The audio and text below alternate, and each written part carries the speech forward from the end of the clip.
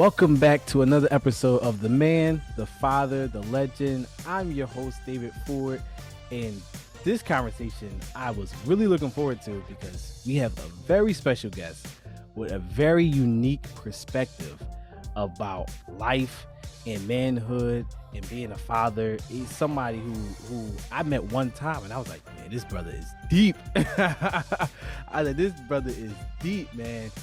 And I'm gonna give him a chance to introduce himself in a second. But I'll have to shout out because for those of us who are watching on YouTube, as you can see, I have a T-shirt, the Man, the Father, the Legend T-shirt, and this T-shirt was made by Christina G at shop@christinag.com. So big shout out to Christina G and all the amazing work. These will be available for purchase later on down the line. So if everyone who loves this shirt thinks that this is a cool shirt, you'll get a chance to rock this in the near future. But definitely shout outs to Christina G at shop@christinag.com. Make sure you hit her up because she is an amazing entrepreneur. All right. So without further ado, back on this topic, we have a special guest. My man Reggie, what's up? David, I appreciate this opportunity, man. I've been looking forward to this for a couple of weeks now, man. How are you today, sir? I'm doing wonderful. So do me a favor. I just want you to just introduce yourself. I don't have the words to talk about your immaculate career and your wonderful moves that you're making. So I'm just going to give you the floor to introduce yourself to our audience. I appreciate that, man. For everybody who's watching, first of all, God bless. Thank you for tuning in. Reginald Gant. I am a Baltimore, Maryland native. I am all things Baltimore, Ravens fan, Orioles fan, Wire fan, whatever. You name it, it's Baltimore. That's me. Husband, proud father of 5. We'll probably dig into that in a few moments. But in the essence of who I truly am, David, is just a servant. You know, God has given me a voice to speak life and to equip, empower, and encourage men and fathers and husbands.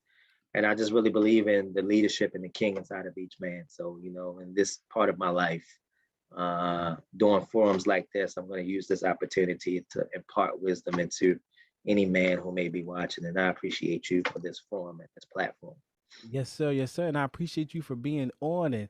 And I have to ask you, did the Ravens make the playoffs this year? Oh, brother. No, we did not. So the Ravens lost this year to COVID-19 and bad coaching. Bro, we were 8-4, and then we end up 8-9, and I couldn't even talk trash after that. That was it. Yeah, first year, you know, because we have an amazing quarterback, you know, Lamar Jackson, but he went down with injury.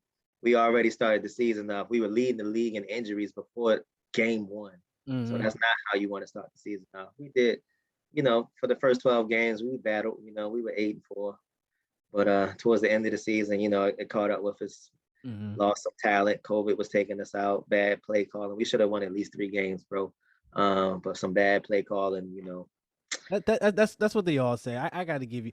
That's what they all say. We should have won. Listen, I'm Eagles. I love the Eagles. And here's the thing: a lot of people try to trash talk the Eagles, especially to me. I don't know why, but we were not expected to go as far as we did. So yeah, I counted the Eagles out. I knew Dallas was dominating in that area anyway. Yeah, well, you know, I'll break it to you. A lot of us Eagles fans counted the Eagles out. We were like, yeah, we're not making the playoffs. Then when we made the playoffs, we was like, oh, cool, we made the playoffs. So like us losing was like, whatever. We weren't supposed to be there anyway. Yeah, but it was an extra game. You know, it was an extra payday for the guys. Right, and it was against Tom Brady. Come on now. I know. Jalen Hurts against Tom Brady. Yeah. You know. I mean, he probably was starstruck the whole game anyway. Exactly. So I still feel encouraged, but I'm glad to have you on. I'm glad that we had a chance to have this conversation. Now, when we first met, you brought up something very interesting that I kind of want to talk about. You talked about when you had your first child at a pretty young age. Can you explain that, like how that process went and then your experience with that? And he started laughing immediately. So you going straight into it, David. No problem at all. Yeah. So as I said earlier, right? Proud father, a five now, husband. Um, but I was a young dad, right? I was a 19-year-old father. And, I'll be transparent in case you have those, who are younger watching this podcast, right? This episode. I want to speak to, the importance of the decisions that you make and how they can impact you. Um, for those who are tuning in, I was actually a virgin all the way through high school, right? I was the last one of all of my friends to engage in that kind of activity. And I remember I was working at, it's probably not even around no more. It's called ESPN Zone.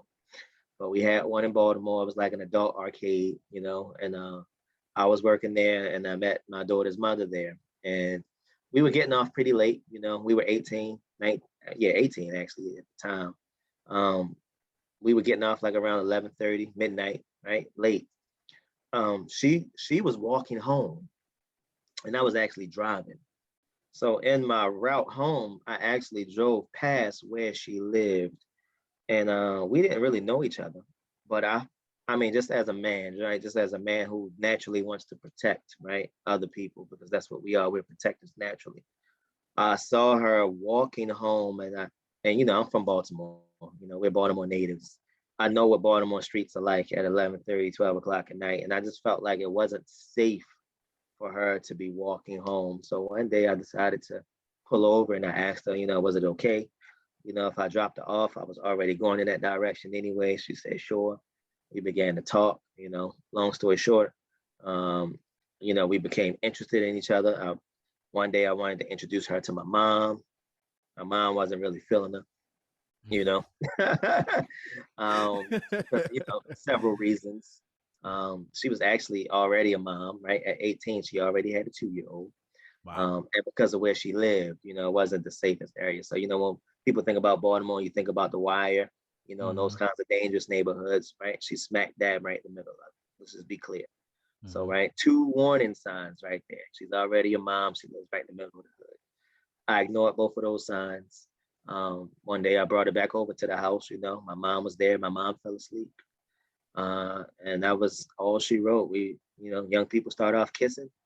Next thing I know, we taking our clothes off, 15, 30 seconds later, we doing it. 15, 30 seconds after that, it's over. Like literally 15, 30 seconds later after we get started, right? It's over. I'm feeling like I'm on top of the world now. Right? My very first time. And lo and behold, David, 9 months later, who's dad? So I'm the last one of all my friends to lose his virginity, but I'm the first one to become a parent. Caught everyone by surprise, including my mom, including my dad, including me.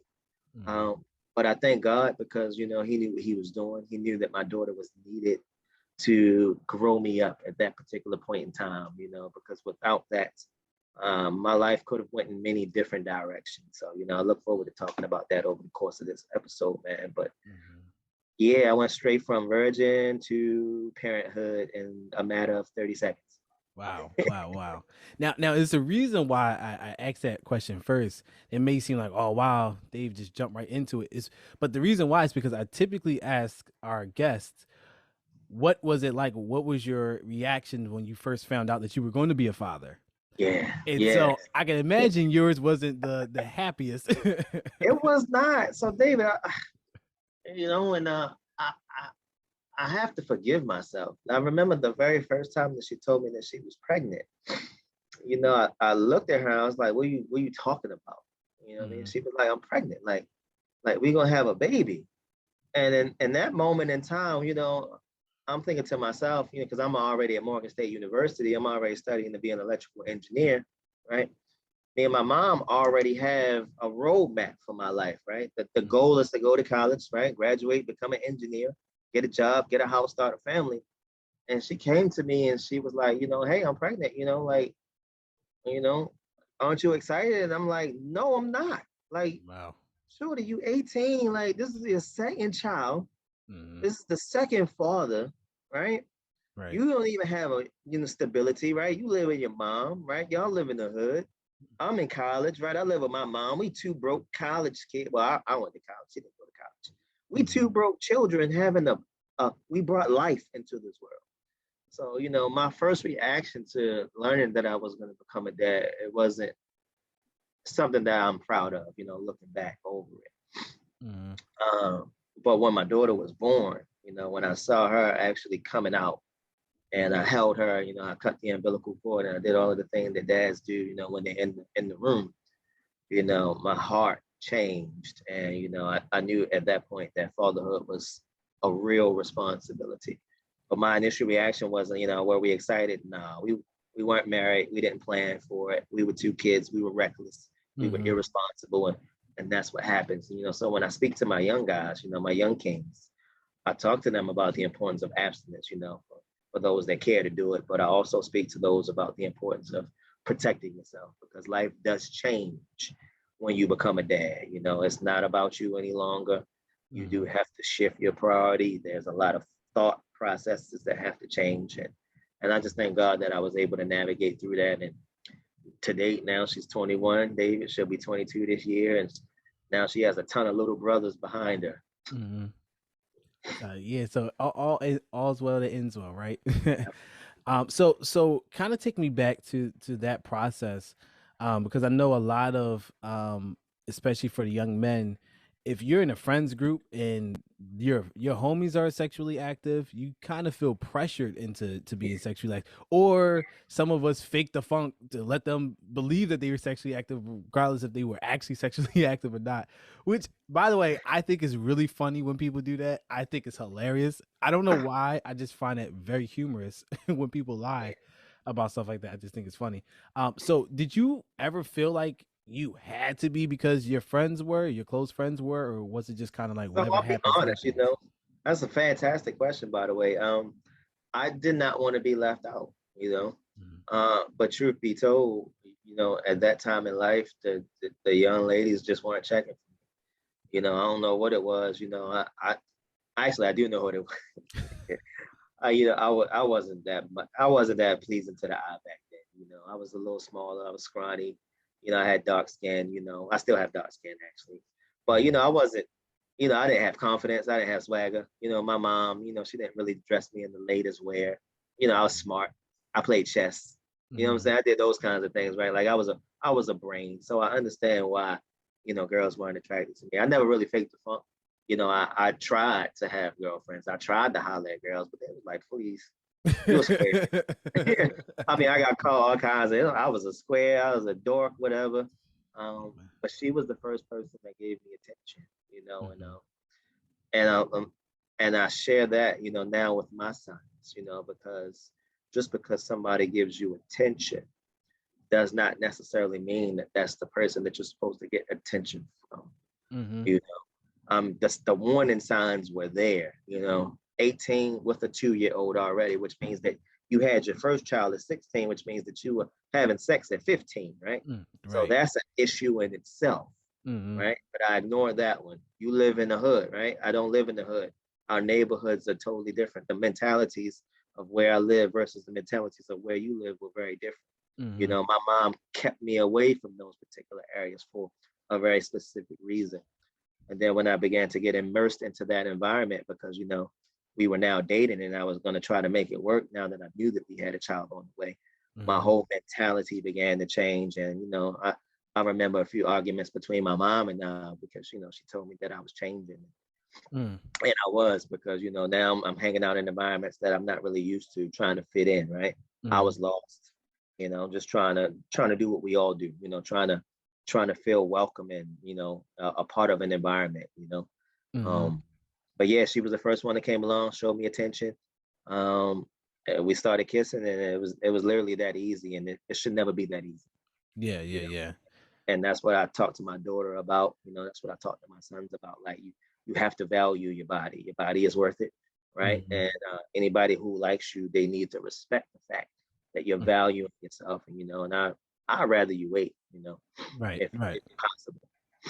Now it's interesting that you go in that path of talking about, trying to not fit in, but like be accepted in different crowds and spaces.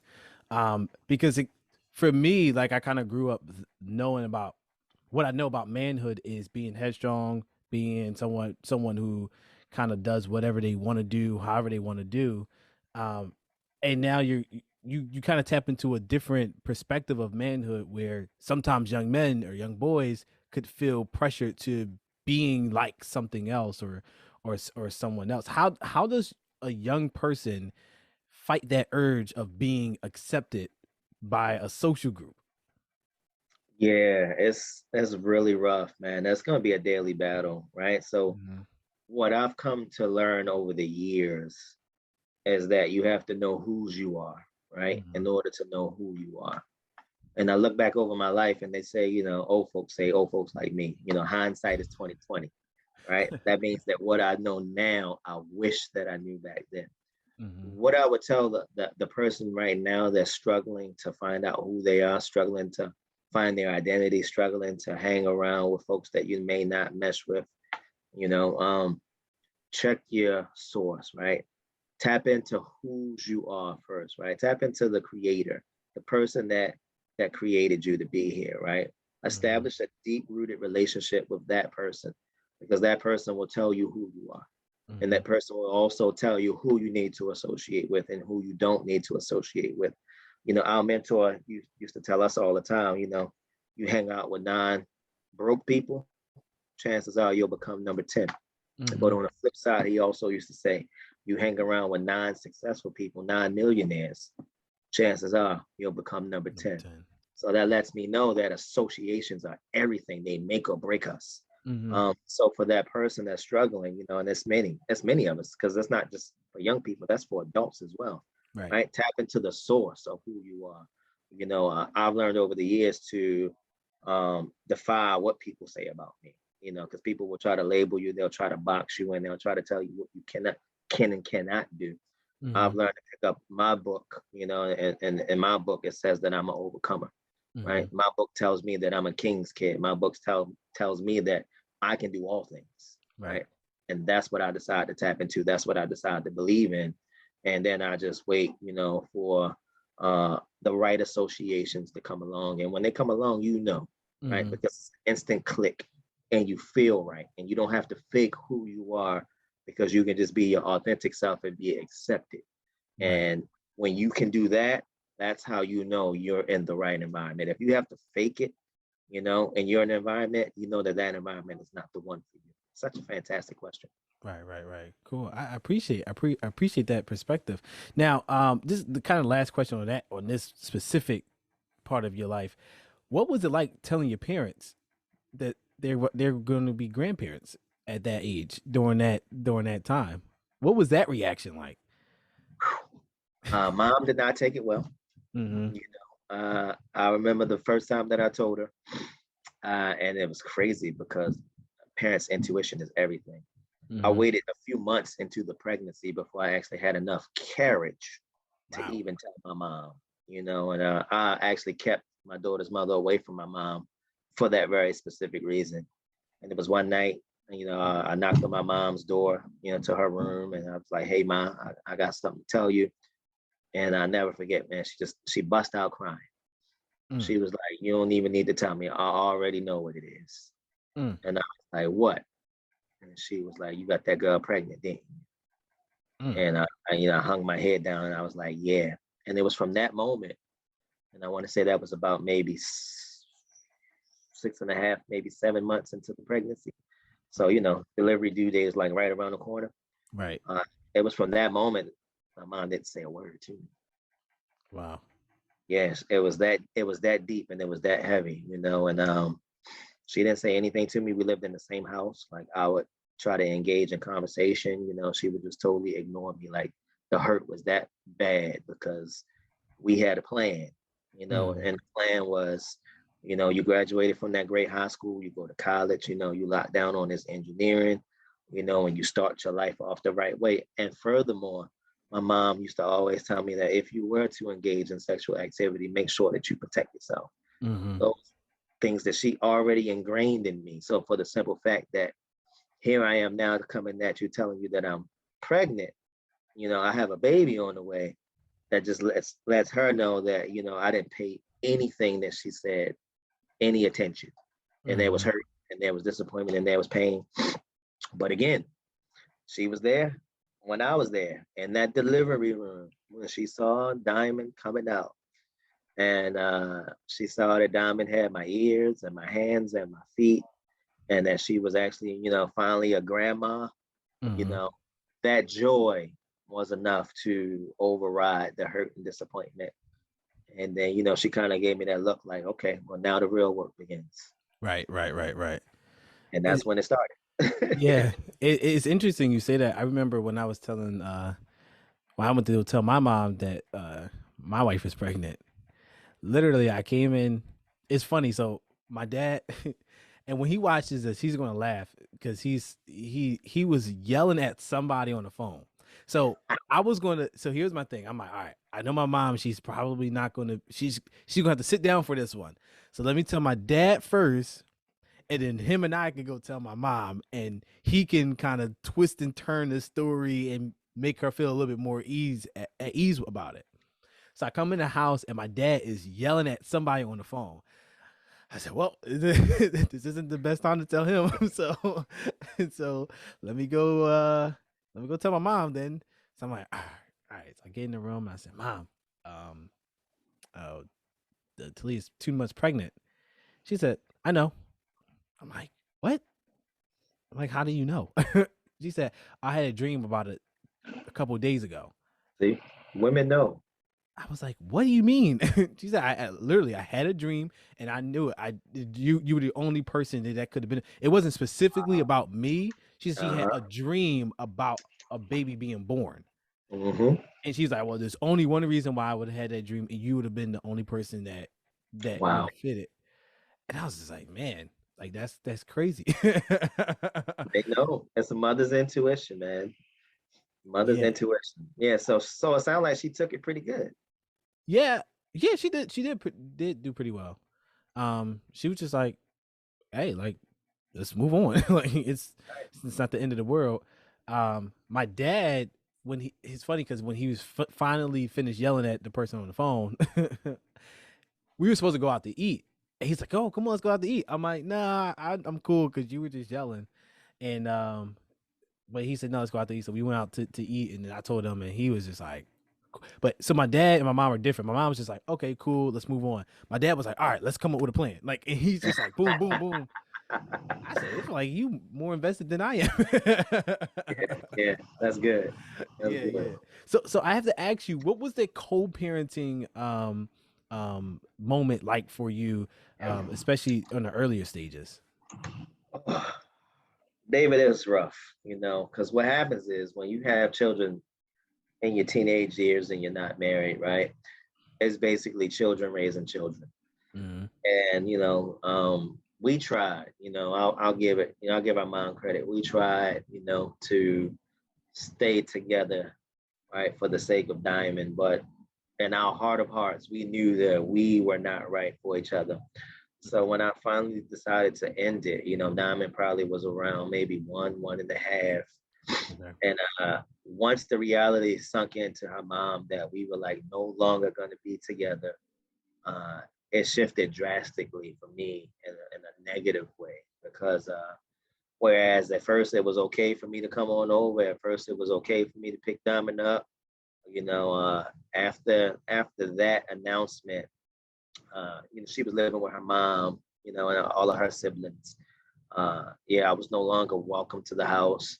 There were times when I was on my way, because we decided to do maybe every other weekend, so that everybody can have, time.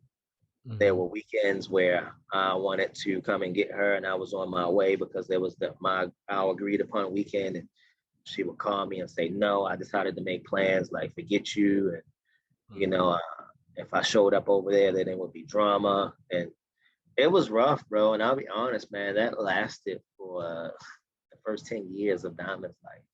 Wow. It took a previous relationship that I was in, and the person that I was dating at that time to kind of, you know, mesh a relationship between my daughter's mother and I.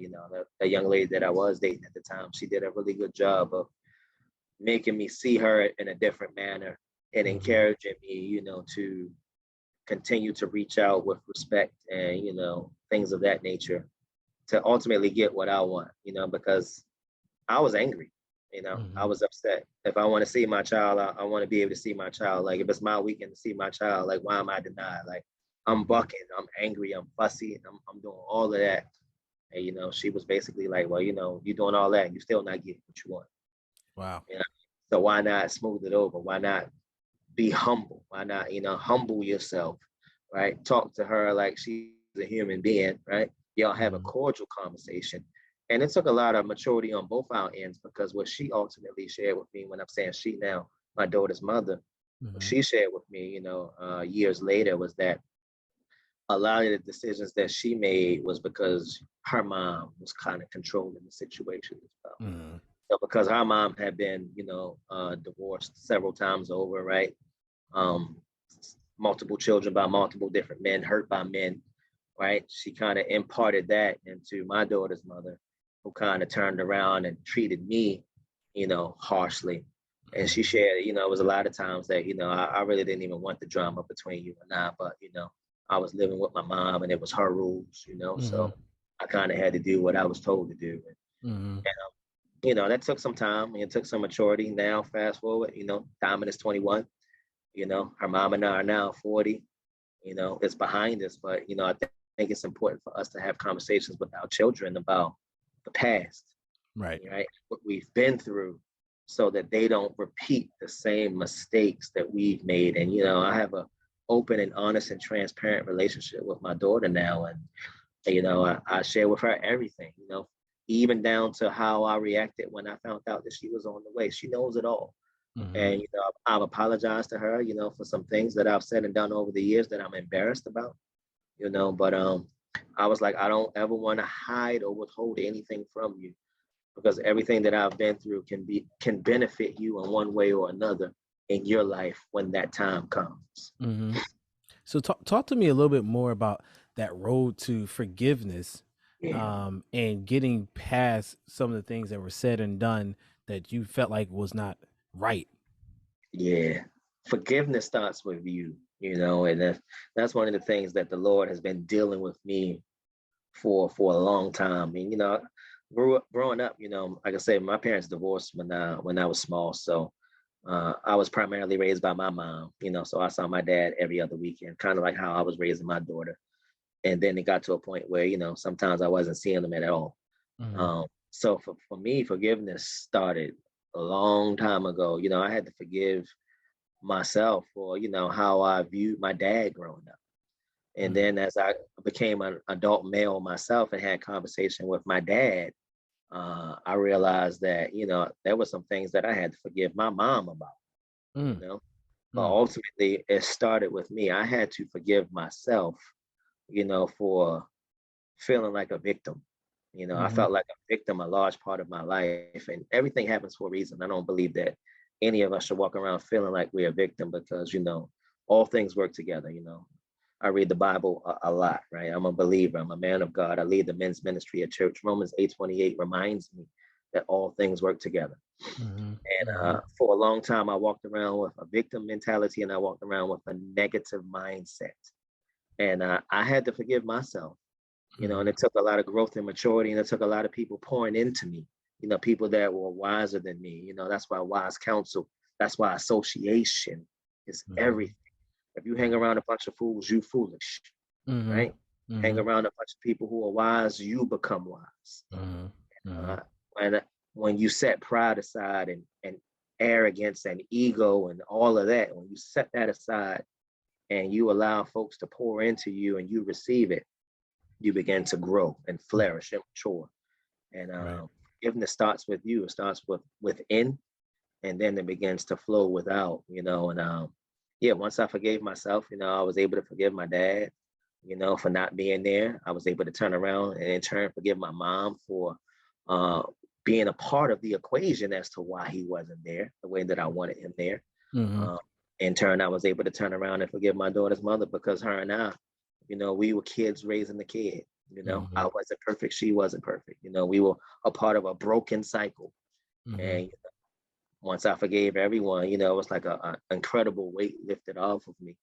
And now, I can use my story, to be a blessing and encouragement to other people who may be in that same situation right now. That's awesome. That's awesome. Now, from your experiences, it sounds as though that you kind of gotten a handle over the emotional side of yourself, like in your really your emotion and being emotionally secure. What is that process like? Because I'm gonna be completely honest. I'm at that phase, and I'll tell you really quickly. I was talking to a good friend of mine, one of my closest friends in the entire world. And I said, I called her. I said, "Do you think I'm a good friend?" She immediately she said no. I said, "Oh my goodness, I wasn't expecting you to say that." She says, "No, well, I don't mean you're not a good friend. I just don't feel like you are emotionally there for your friends. I feel like you are there for your friends the way you are there for your friends. However, it is that Dave wants to be there, but how your friend actually needs you to be there and what your friend actually needs from you, you kind of miss that." And I was like, man, first of all, I appreciate you for saying that. Kind of hurt me to hear that. But and I started thinking, am I emotionally secure? Like I feel like I'm not emotionally secure. So hearing you, it sounds like you are emotionally secure. What is that process like to become emotionally secure? First, admitting that you're not emotionally secure, and then becoming emotionally secure. David, I will share that I'm still on that journey, Mm-hmm. put it that way. If my friends were to be polled and asked that same question, I don't think that my answer would be that far off from yours. But as I've gotten older, and I was just sharing with somebody, earlier today, it's something about when you turn 40. I turned 40 last March. When you I finally woke up and I realized who I was and I realized whose I was, right? And Mm-hmm. I can think back to in my 20s, right? In my early 30s, mid 30s, late 30s. In my 20s, I was a hothead. I was off the charts. Mm-hmm. If it wasn't my way or the highway, I wasn't trying to hear it. I was domineering, I was arrogant, I was condescending. I wasn't trying to be. Mm-hmm. That's just who I was. And over time, I've been humbled in many different situations. I've lost people that have been near and dear to me. And then some self-reflection, and then my quiet time with God, he's basically shown me, who I am in all of those instances and situations. And what I realized was that I don't like what I see. Mm. So I've learned over the years, and this is still a journey. And marriage is actually one of the best ways to test this out because marriage will show you quickly who you are. Mm-hmm. Being a parent will show you quickly who you are. What I've learned over the years is that there's a lot of work that needs to be done internally, right, before you can show up externally for someone else. So I'm proud of where I'm going. Mm-hmm. I'm a lot more emotionally stable and emotionally mature now. But over the years, that's definitely been the battle. One of the things that I'm working consciously on right now is being present. And it's so funny that I say that because in my house it's my wife and it's our four sons, right? So it's six of us. We're Mm-hmm. in the house every day, all day, right? Mm-hmm. Nobody leaves. I work here, my wife works here, all of the kids do school, and we're here. But when I'm saying be present, just because I'm in the house doesn't mean that I'm present, right? Right, right, One right. of the things that I'm working on is being present and being attentive to the needs of other people. I admire your friend for what she said, right? And I Mm-hmm. feel like in our journey as men, as fathers especially, we need friends like that to shine the mirror on us, right? Because they Mm-hmm. may see something that we don't see. It's Right, not your intention not to show up for your friends, right? right. But you don't know that you're not showing up for your friends until you hear from your friend directly, hey, you're not showing up for me the way that I need. Mm-hmm. When you receive that new information, now a mature David is going to make a better decision going forward. An immature David is going to say, you know what, I am who I am. I'm not going to change, right? And we Right. need people along the way to shine light on us as to how we are to either help us, to become better or to at Mm-hmm. least reveal to us who we really are so that we can make a decision as to what we do. Right. And I really appreciated when she said that because I couldn't help but think maybe a lot of the the criminal activity that is found in a lot of young black males is linked to some type of emotional traumas and emotional issues that we are suffering from. Because listen, I'm in Philly right now. A couple days ago, a 17-year-old just got shot in the chest outside of his school.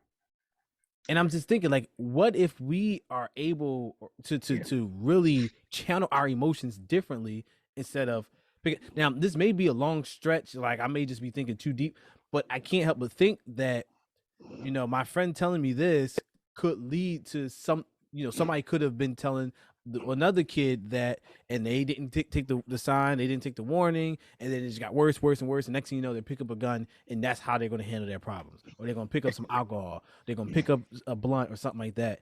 And I'm not saying that that people, I have the right answers or anything like that, but I am saying is we are seeing record numbers of violence that can be linked to emotional mishandling of situations, you know? I agree. I'm so glad that you shared that, man. You know, because Philly and Baltimore are not that different, man. Right. At the end of 2021, you know, obviously there are 365 days in the year, right? Mm-hmm. Baltimore does a 1 for 1 every year, bro. I mean, there were over, I feel like it was this year in 2021, it was over 370 homicides, right? Mm-hmm. In all of 2021, which is more than one a day, right? On average, Mm-hmm. which is disgusting to me, by the way. But Right. I do feel like there needs to be a shift in the way that we raise our young black boys, especially. I Mm-hmm. grew up with the mentality, you know, hey, you know, you fall down, get back up, you don't cry, you tuck Mm-hmm. those emotions in. Um, and I kind of came into my marriage that way as well, because that's what I knew. You know, we know what we know, and we do what we do.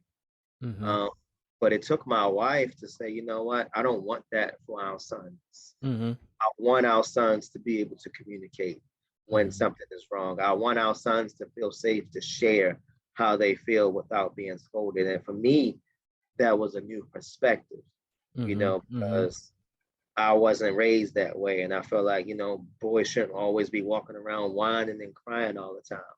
But when I sat back and I said to myself, I wonder how many men who are in jail right now, incarcerated, would be there if they were afforded an environment where they could have expressed themselves at an earlier age, Mm-hmm. right? Mm-hmm. Right. And I say to myself, if I don't create that environment for my sons now, where could their lives end up later? Mm-hmm. And I Mm-hmm. and for me, I'm because I'm no dictator.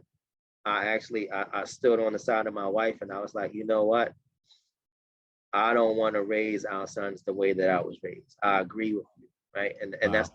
that's what we need to do as a community in general. But it definitely starts with our young black boys. You and I know we already start off with 2 strikes against us. Yeah. Black men were Yeah. already a threat to society. Society already targets fear from us when we're in a space with people that don't look like us, right? We're already treated differently. As soon as we begin to get hyper in school, they want to met us up, right? They don't Mm-hmm. met everybody else up that's excited and hyper, right? Mm-hmm. Um, it's a whole system designed to break us down to be less than who we are. And I do feel like there needs to be a new generation that rises up, right? To raise our young men and our young women in such a way where, you know, you can communicate. It's okay to have feelings. It's okay to express yourself, but let's do it in a respectful manner. Let's do it in a nice, safe manner. And then, Right. you know, let's take it from there. I no Right. longer believe that, you know, boys shouldn't cry. He should be tough. It is okay to cry. Right. Right. Right. Right. Now you said something my dad used to tell, because I'm the youngest of 4 boys Mhm. biologically, and he Yeah. used to always say, you're born with 2 strikes. Unfortunately, you're born with two strikes, and you whatever you do in life, you cannot get that third strike, because it's hard for people to overlook it. It's hard for you to excel in life when you get that third strike. And unfortunately, a lot of young black men fall victim of that third strike in any way, shape, or form. Like, they fall victim to it. So we try to do what we can to keep them to avoid that, but it's really hard. Now, you did hint to something that I thought was pretty interesting, which is different from, I'm not gonna say how I was exposed, because I don't want it to seem like the fathers in my life growing up were didn't listen to their wives, Mhm. but in the same way they didn't listen to their wives. Like, Yeah. it's because you said you really started to understand kind of the flaws in how what you were exposed to in as it relates to being a man when your Yeah. wife pointed it out. Yeah. How did you become comfortable with your wife checking you on those things and responding the way that you responded? Man, like I said earlier, right? You want to know who you are, right? Mm-hmm. Become a dad, become a husband, right? Because those things will stretch you and challenge you. Coming through the gates of marriage back in 2015, you, my wife couldn't tell me anything. I'll be flat out honest with you. She's in the next room right now. Um, I had a vision, I had an idea, a concept of what marriage is, and it was based upon, obviously information that I've gleaned, from other men over the years, things that I've seen on TV.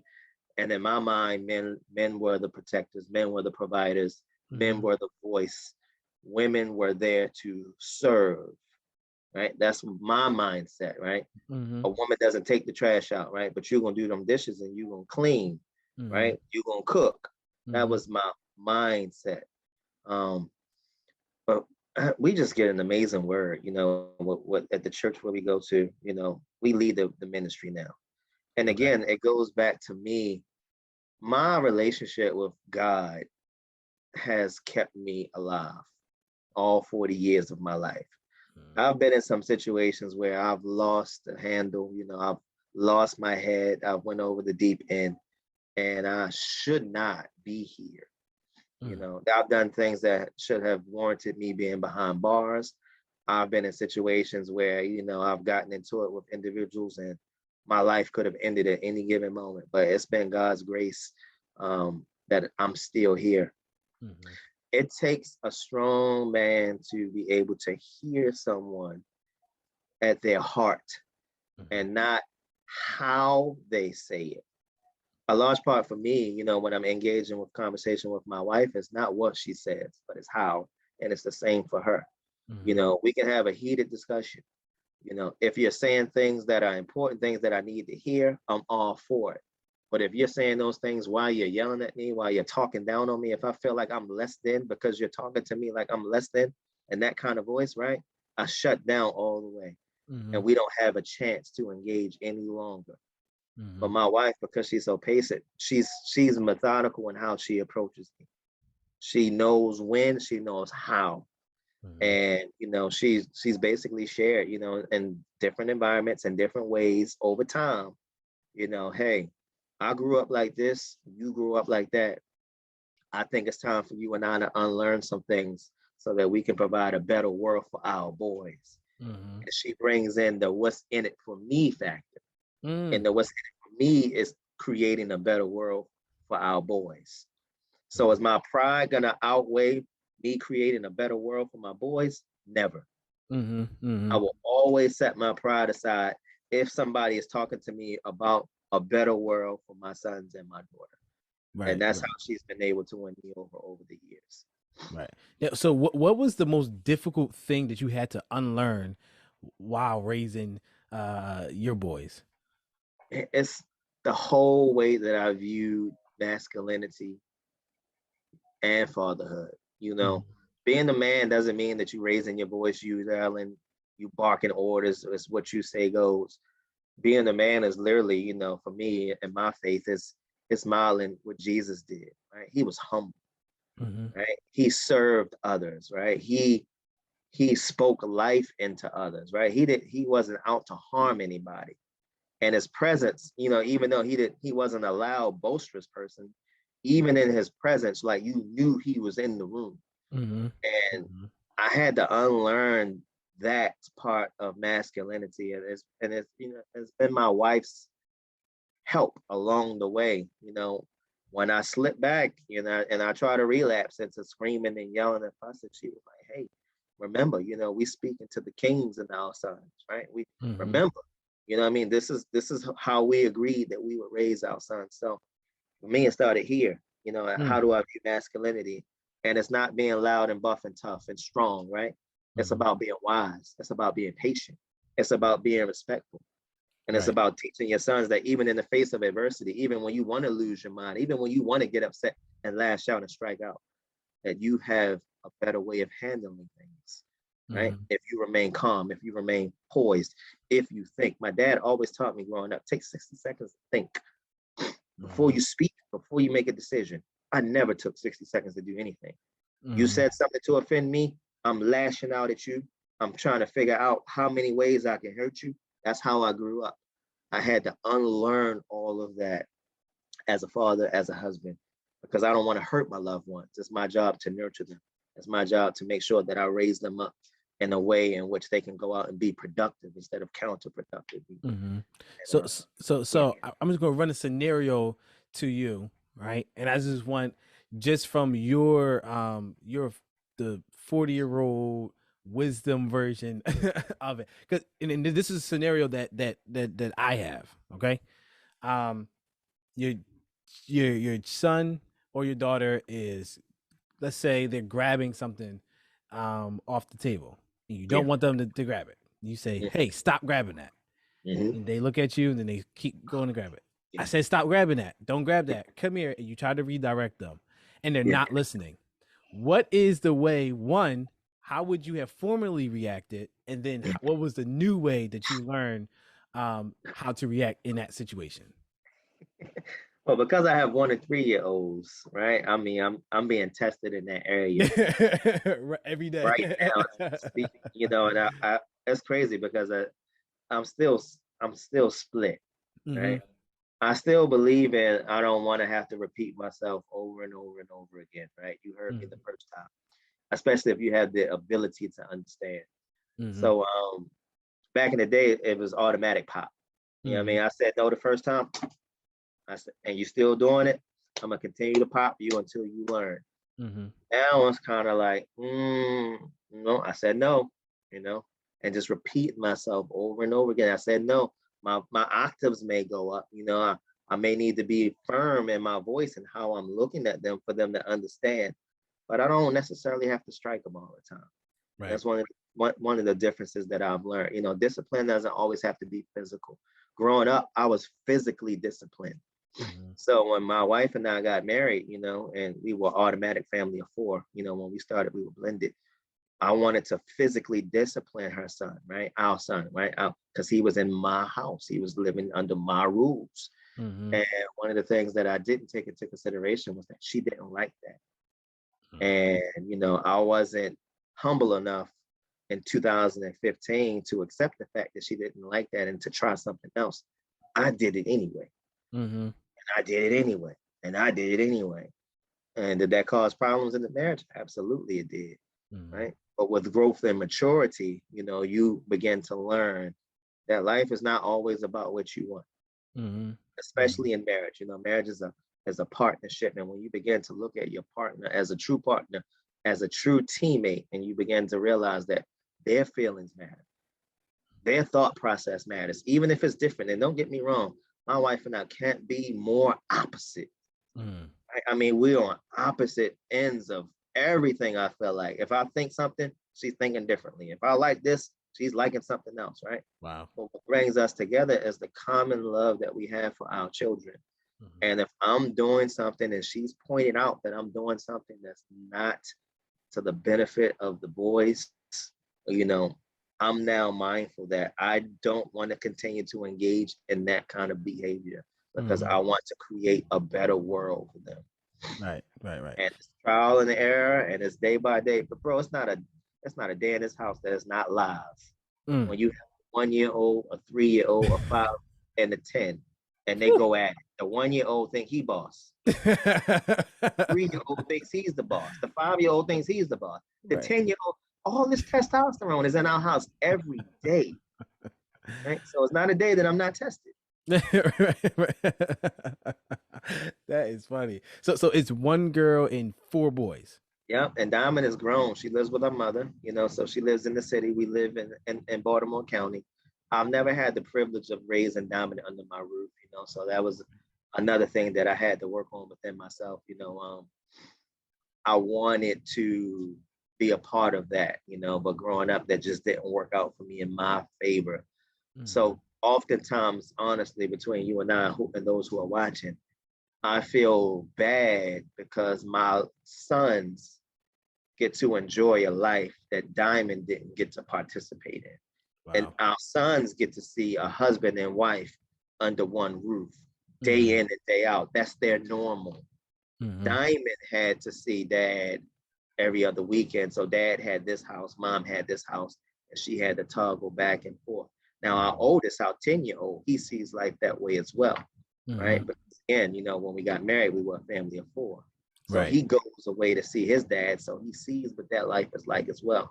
But for our 3 from marriage, all they see and know is mom and dad married, one house. So I often feel bad about, how Diamond grew up versus how her younger brothers are growing up. But, I can't take that back. So the best thing I can do for her is to remain transparent, share with her what we've been through, as a family, her mother, me, her, and be there for her now in her young adult years. Yeah. Now becoming a blended family, how was the process of, because you said the one son is, at least the one son is pretty acclimated with his birth father. Yeah. So what is the process like dealing with, somebody who is the birth father, but you're raising them, he's in your house, and I know there's always that power dynamic. That's my son, you can't teach my son to be a man. That's my son. Yeah. What's that like? David, I always said that I will write a book and I would entitle it Raising Another Man's Son.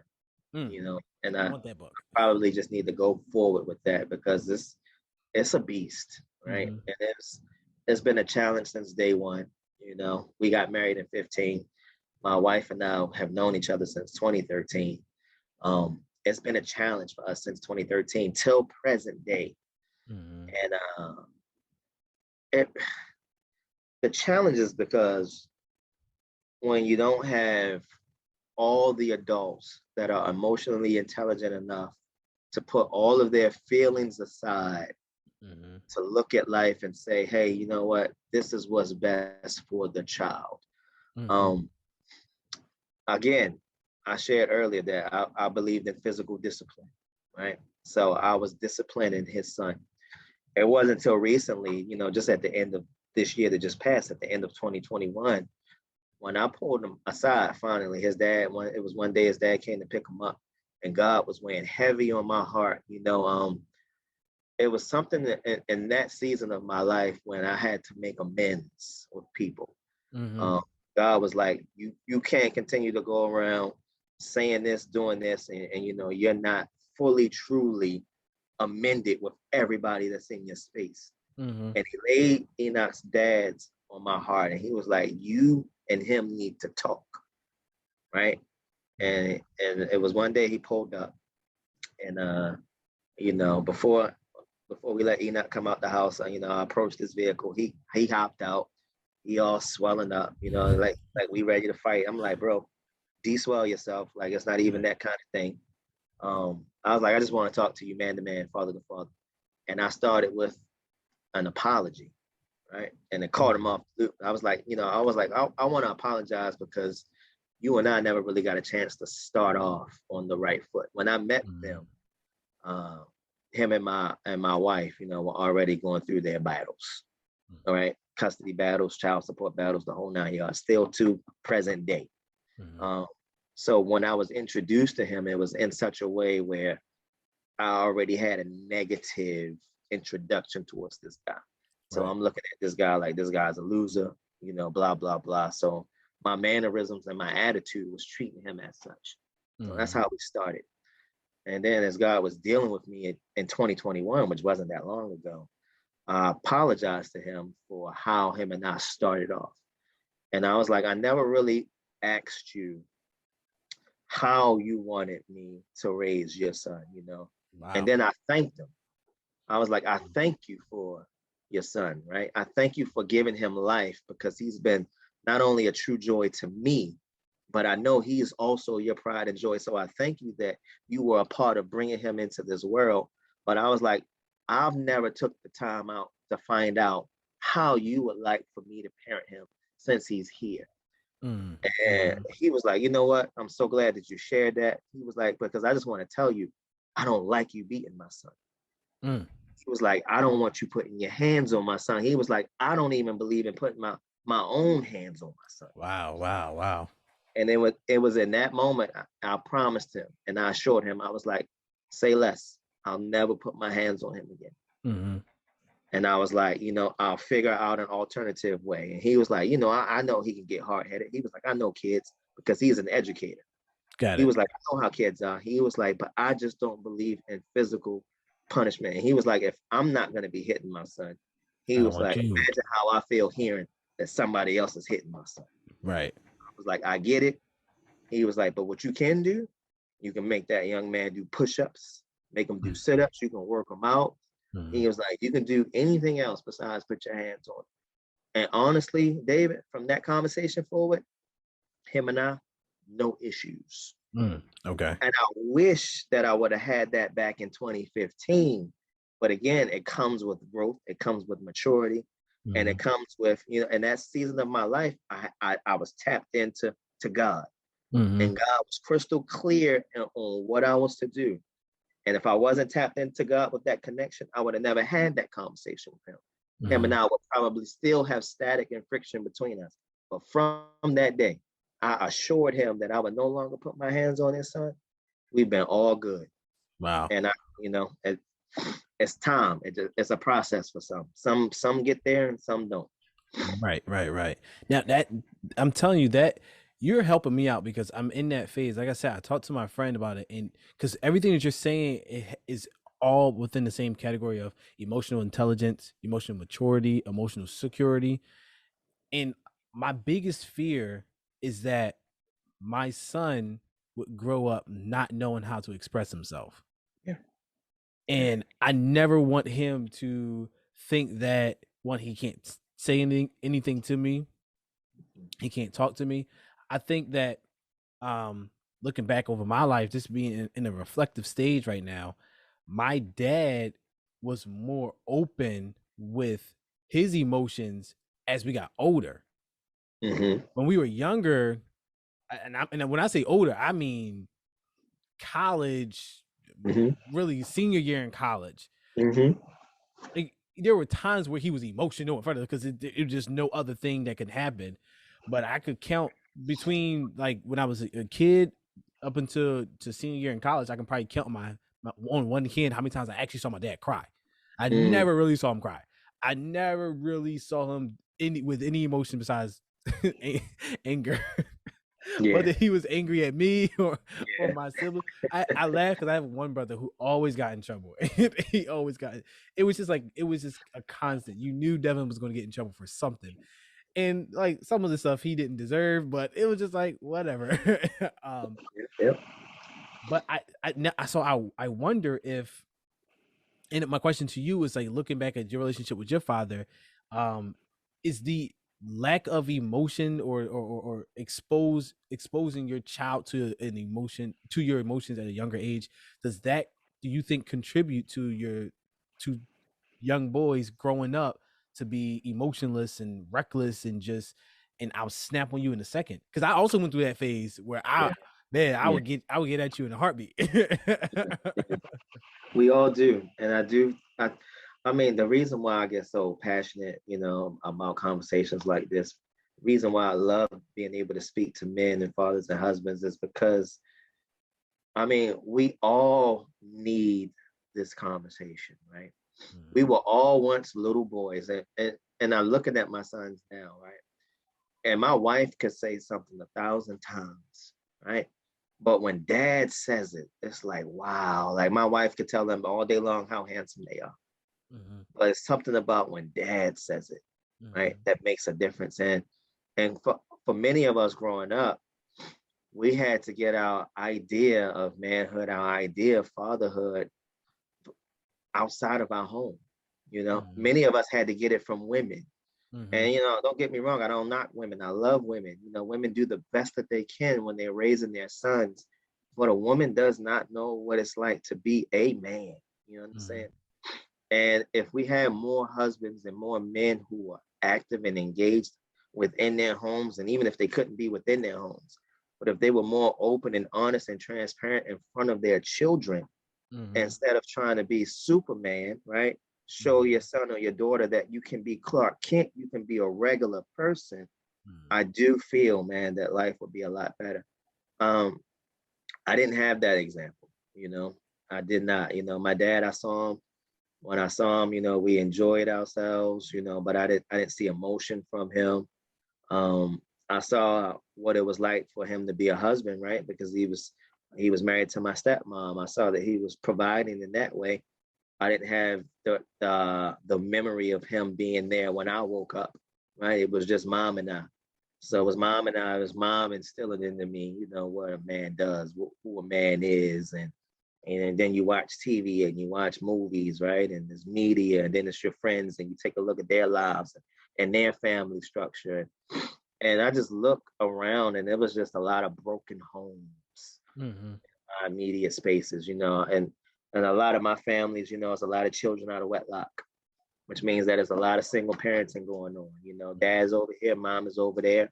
You may know dad, you may not. And I said to myself that I have to end it. You know, Mm-hmm. my wife and I are both products of divorce.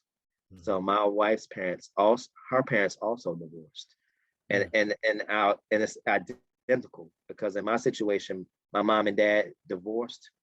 My mom never got remarried. Her mom never got. Actually, her mom did get remarried. Yeah, Okay. but they're both single now. And then, you know, both of the dads were married. My wife has since then lost her dad and her stepmom, but we both know what it's like to toggle between houses, right? To, Mm-hmm. you know, try to fit in over here, and then you go to that side of the family, you're trying to fit in over there. But in reality, you kind of like the black sheep on both sides. Mm-hmm. You know what I mean? And we've just decided that we want to make life better for our sons, which means that we both have to unlearn. My wife's family is West African, by the way. I don't know if you know anything about how Africans are raised, but it's it's it's the real deal, Yeah. right? There was no talking about anything that wasn't school related. You had to be a brilliant person in school, and you had to be successful. So Mm-hmm. my wife, you know, when she wasn't, you know, living up to the mark, you know, there were beatings, there was punishment, and you know, Mm-hmm. her beatings actually, you know, were a little different than mine. Mm-hmm. Um, so we both realized that that's not what we want. We are creating an environment that we change, you know, the trajectory of what our children experience. You know, it Mm-hmm. didn't start off that way, Yeah. but as we learn and grow, you know, I'm now showing my sons. You know, it's a totally different relationship that I have with my 10-year-old now than what I had when we were two. Mm-hmm. When he was two, I was popping him. I was Mm-hmm. yelling at him. Now that he's 10, I'm talking to him. If I got to punish you, I'm going to punish you, but I don't have to put my hands on you, Mm-hmm. you know?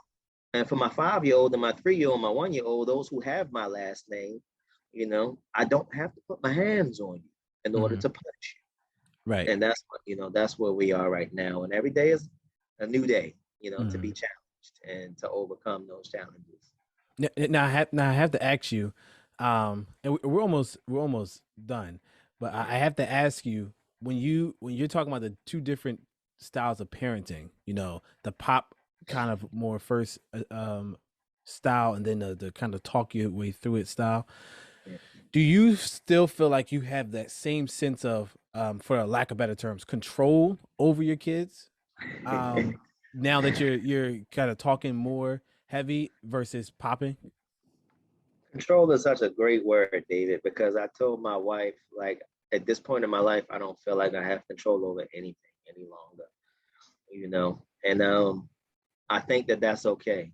At Mm-hmm. first, I always wanted to have all control, I wanted to have all power. Mm-hmm. That's why I would raise my voice. That's why I would flex my masculinity. That's why when I was in the room, you would know I was in the room. I wanted to control it. But, you know, again, through my spiritual journey, through my walk with God, God is assuring me that He's in control. Mm. And what happens is when I decide that I want to get control, I'm blocking Him from doing what He needs to do. So Wow. I'm showing God that, hey, I don't trust you. I'm going to take the reins on this one. I'm going to take the lead on this one because I don't trust you. And what my 40-year-old self has learned is that I don't want to take the reins away from the God that I serve because he knows better. So honestly, David, if I feel like I have control in my life, that would be a lie. I don't feel like I have control of anything right now. So much so, I mean, I walked away from government, right? I walked away from a full-time government job that paid me 6 figures, that was comfortable. I knew what I had coming in every 2 weeks. And I ended that last week. And I now have no control over what's coming in every 2 weeks. Now I have total submission to God. When I'm dealing with my 1-year-old, my 3-year-old, my 5-year-old, right?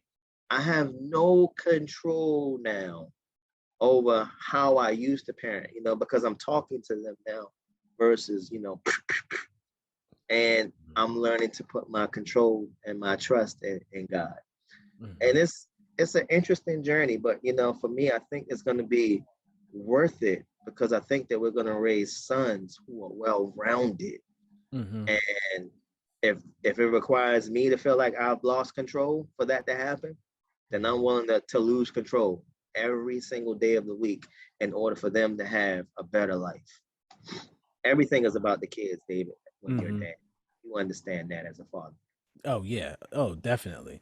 That is interesting. Listen, we could talk for hours because everything that you brought up, I'm like, I got like 10 more questions, 10 more questions from this.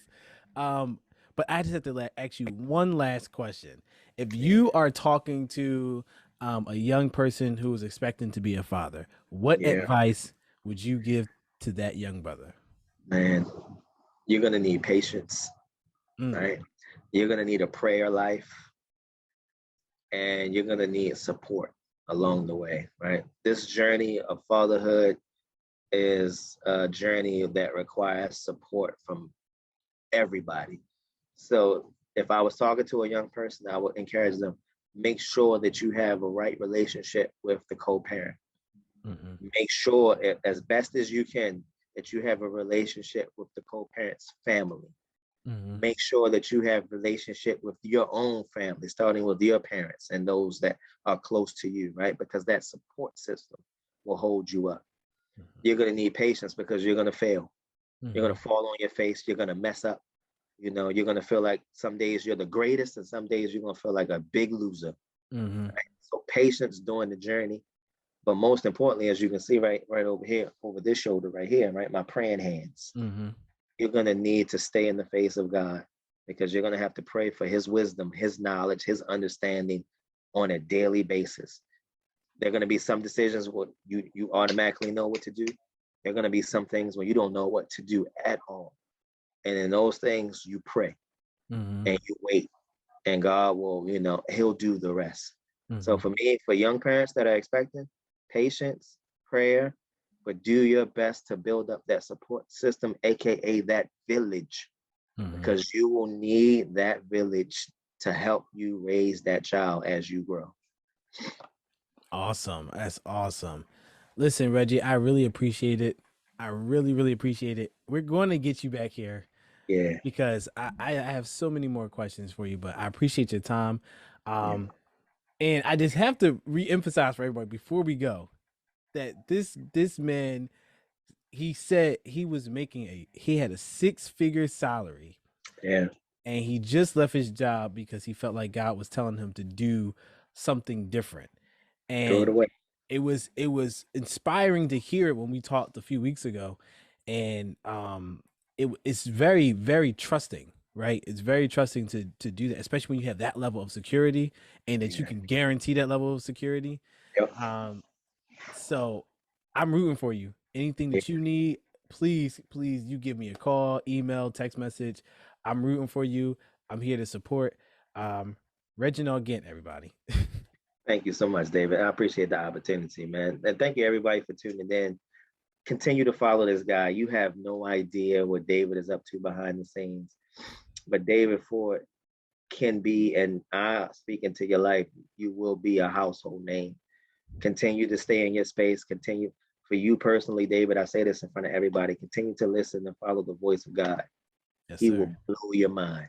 I trust you. I'm sorry, I assure you. Yes, sir. Yes, sir. Yes, sir. I appreciate that. I appreciate that. Thanks for tuning in to another episode of The Man, the Father, the Legend. Be on the lookout for more. Make sure you follow us on social media. I have to say that. Make sure you follow us on social media at Man Father Legend on Instagram, Man Father Legend on Facebook as well. On YouTube, it's The Man, the Father, the Legend. Go ahead and subscribe, repost it, share it, send it out, text it to everybody. Man, we have some really, really good interviews in store. So thank you all. We'll see you next time.